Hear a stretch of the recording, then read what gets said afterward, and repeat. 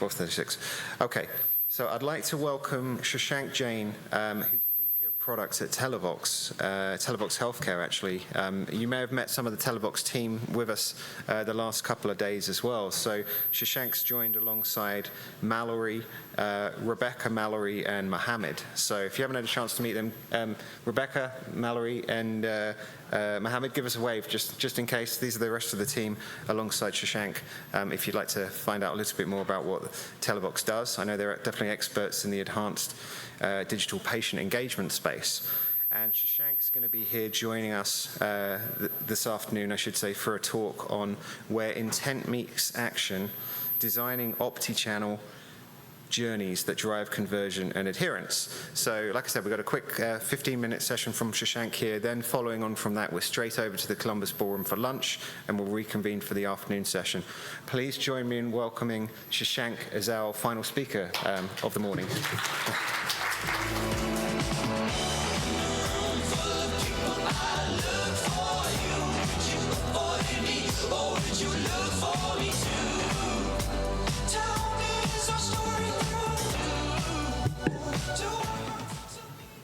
So first of all, thank you, Michael, for teeing me up. That was a perfect setup.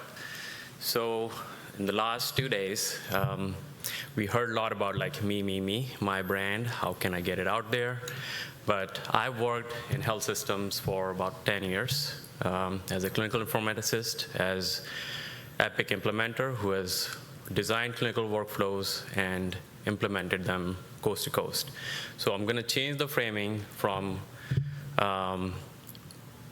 pharma to health systems and patients, what they care about and what they think about. So one more thing before we get to that, we heard some feedback that you guys never heard of us, so we wanted to share what we do and in which domains we work at. So we work with all major health systems, big pharma, payers, retail pharmacy, as well as a lot of public agencies. So if you have any questions, reach out to us. All right, so we talked about how you can improve your engagement with HCPs. But let's talk about what are the needs for a patient or an HCP. So, using the framework from Maslow's hierarchy of needs, start with basics, like, providing the knowledge about your therapy. Going next to that, how to access that therapy. So from a patient's perspective, financial resources, co-pays, right? From a provider perspective, all the paperwork that they have to do for prior auth. Then you go to onboarding, getting those therapies available and onboarded to the patients. Then you get to the next stage, how patients can adhere to them. And then what providers care about and patients care about is the outcomes. And then the last stage is, providers have the confidence and freedom to do what they care about most is patient care and freedom for patients so they can live their life fully as much as they can. So how that ties with Optichannel orchestration. So, we talked about omni-channel, alpha channel. I'm throwing another term in the mix, Optichannel. What that means, at least from our perspective. So trust, we talked about trust a lot. Personalization, continuity, compliance, and action. So what trust means? Trust means when a patient receives a message, it's coming from a trusted partner or a trusted provider. And they're not seeing some random TikTok video that they like it, they will engage with it, but will they trust it? We don't know. Jury's out, right? But if they receive a message from their trusted provider, they will pay attention to it. Personalization. I think there was some debate this morning, like, does it really work? What is it? So for us, I will just use a simple example, what it means.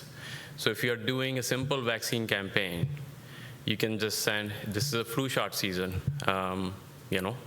protect yourself. But how about if you're receiving a message, let's say you're a COPD patient, and it says, COPD patients are at higher risk of flu and pneumonia, so protect your lungs. Would you be more likely to take action and get vaccinated? Our data says, yes, you will. So that's what we mean by personalization. Continuity.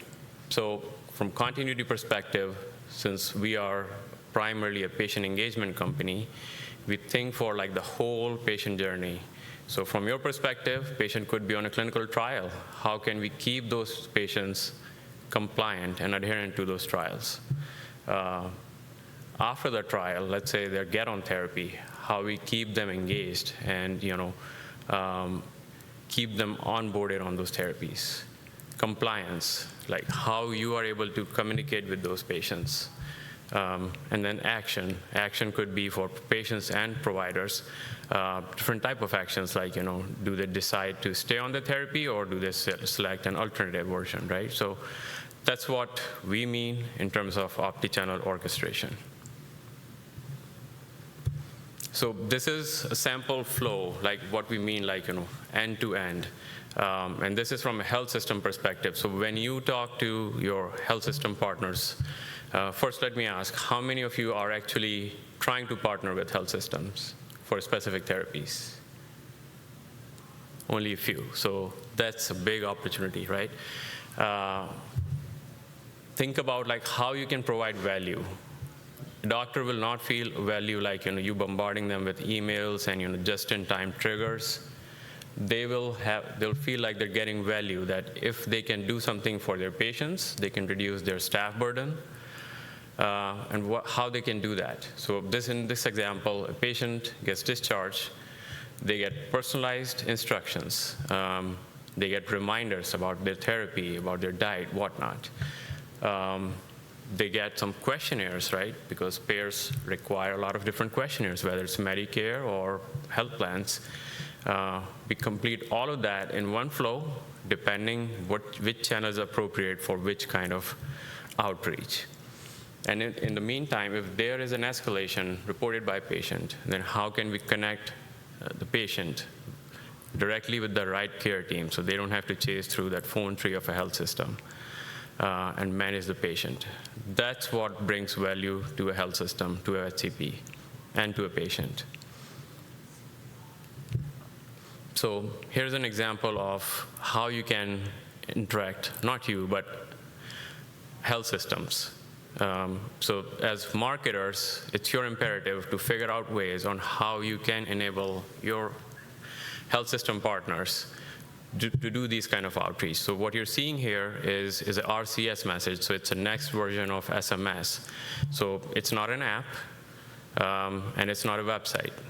This is actually a message in patient's messaging app. Whether it's Android or iPhone, doesn't matter. So there they can receive all the information from a trusted source. So if you see, it's not some random number that they don't recognize. It's their health system, their provider name. So that's where that trust comes into play. Same thing like Michael mentioned about engaging providers. So, if you think from frameworks, there's information push and information pull. So this is kind of like information pull.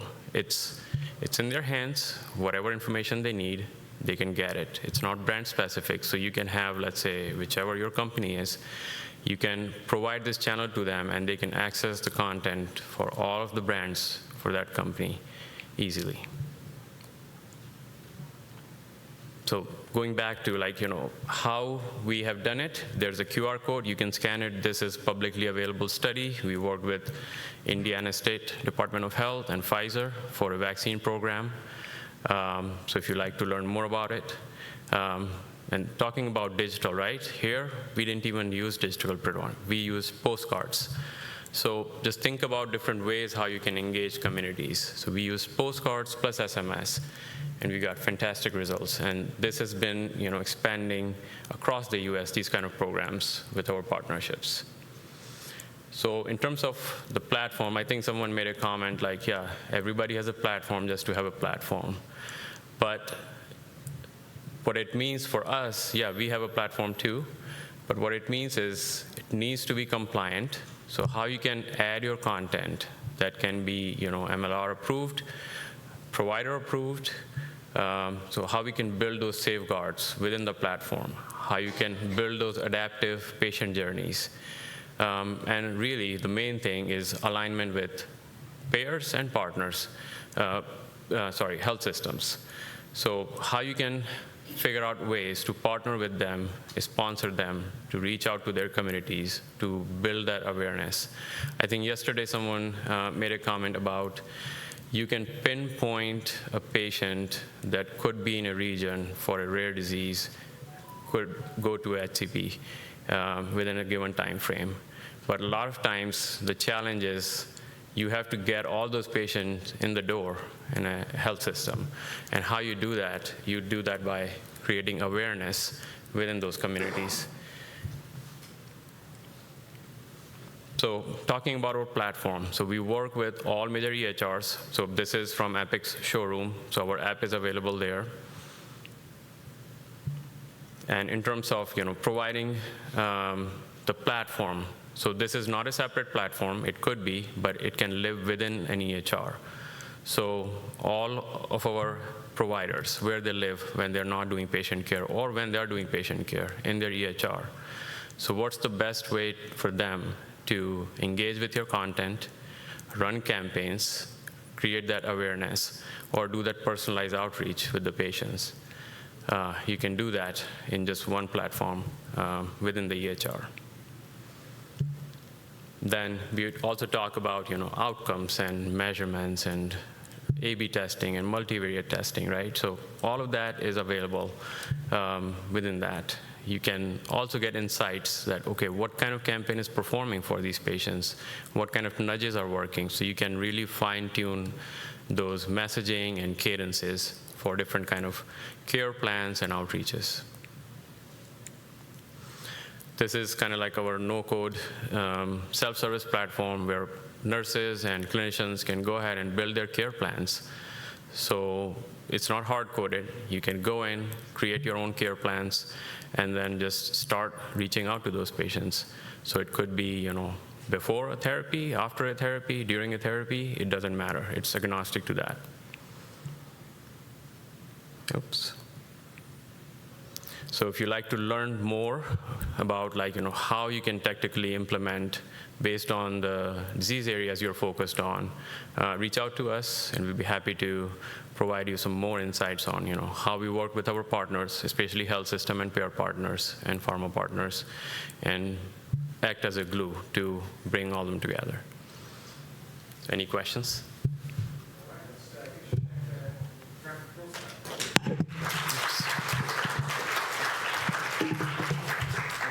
Any quick questions for Shashank before we head out to lunch? That's all. Obviously, if you'd like to learn more privately, stop by and obviously connect with Rebecca, Mallory, and Mohammed as well. So if you're interested to learn more, definitely stop by and strike up a conversation with them. Thank you again, Shashank. It was wonderful to have you with us.